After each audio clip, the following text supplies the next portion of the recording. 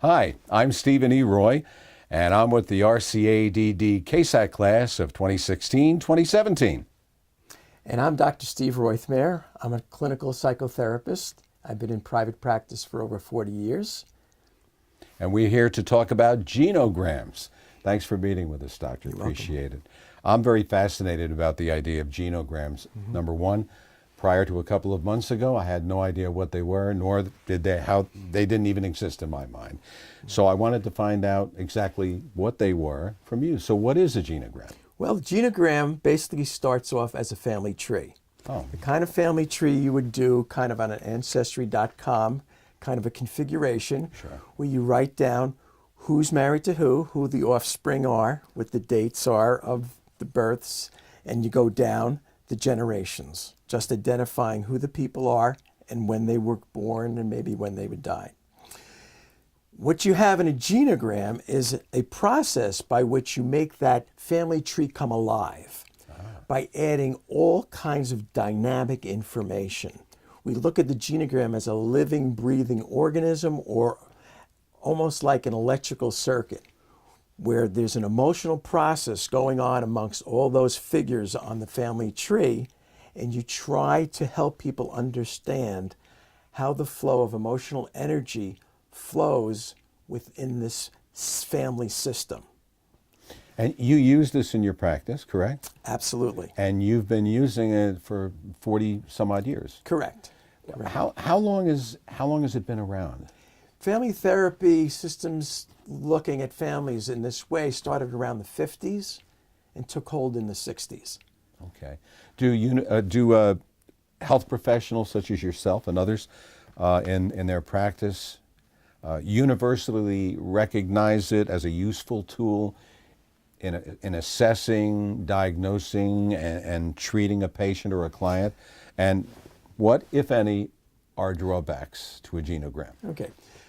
Just about every mental health professional will use some form of family history in their assessment and looking at the person as a whole.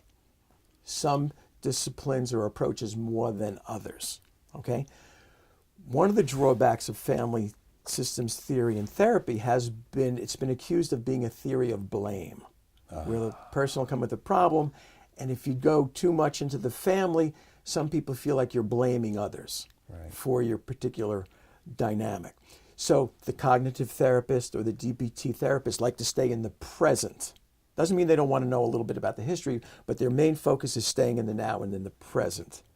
Whereas in family theory and family therapy, we want to see how the person fits into the system they belong to and how you help them separate and individuate to become a whole person within the family system.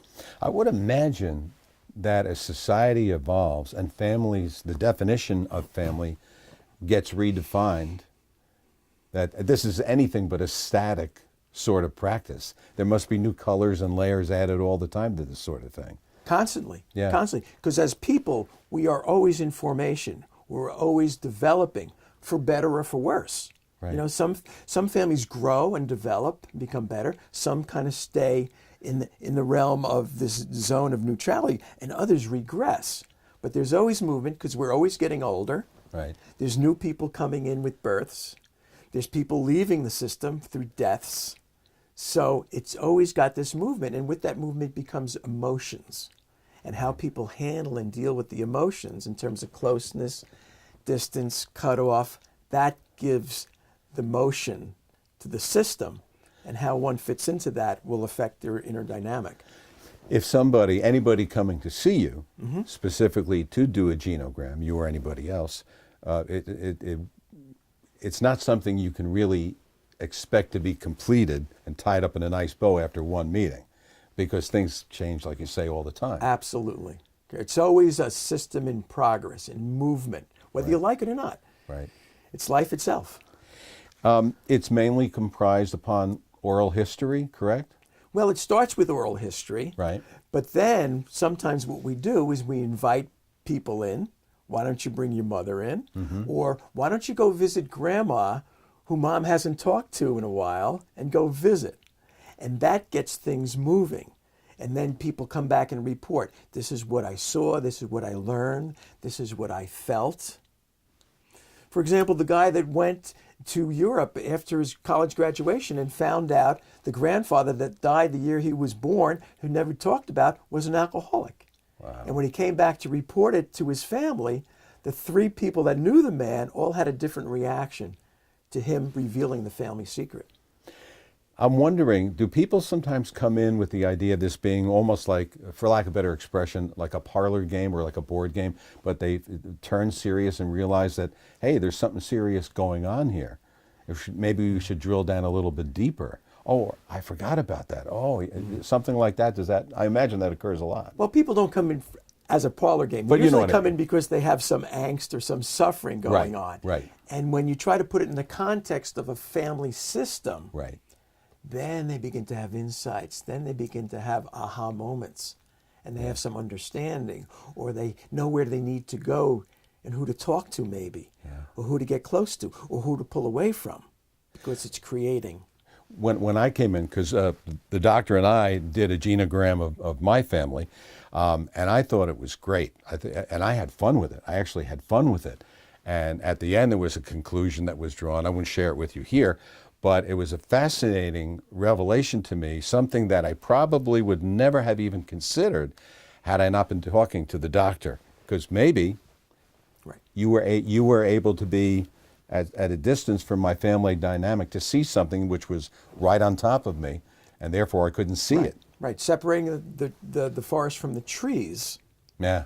And helping people look at their dynamic in a different perspective. It's another way of thinking about things.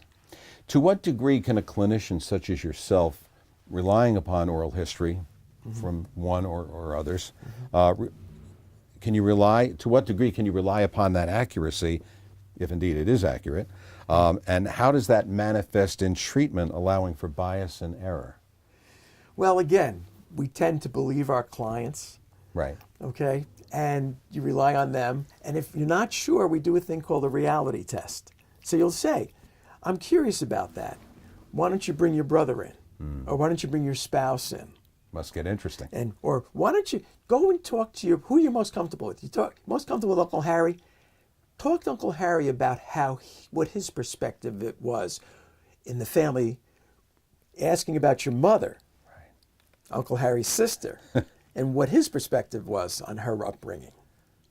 So you begin to get a little bit different viewpoints on, the authenticity or the oral history.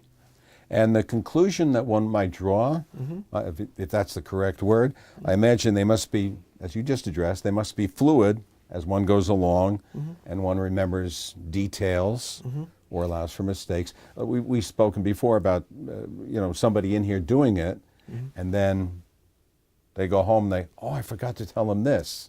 Oh, I was wrong about that. And they call you back and you have to plug it back in a different way. Or you stir stuff up. And people will come back next time and, I was kind of upset when you said this. I never thought about that. And maybe we need to explore this or that kind of a thing.